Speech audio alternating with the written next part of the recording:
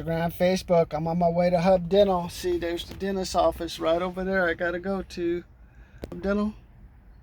That's where I'm on my way to. Gotta get clean. So whenever I clean my teeth, I make sure I have my extra Proxy Brush in case I go out and eat somewhere before my dental appointment, and I can clean my teeth.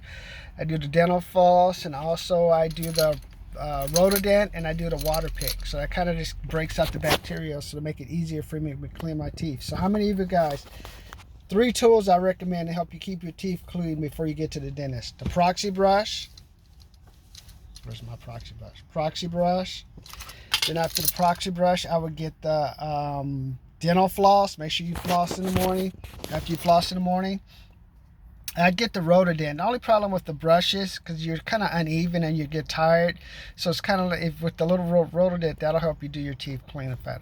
So try that out. Subscribe. Give us tips on cleaning, keeping your teeth.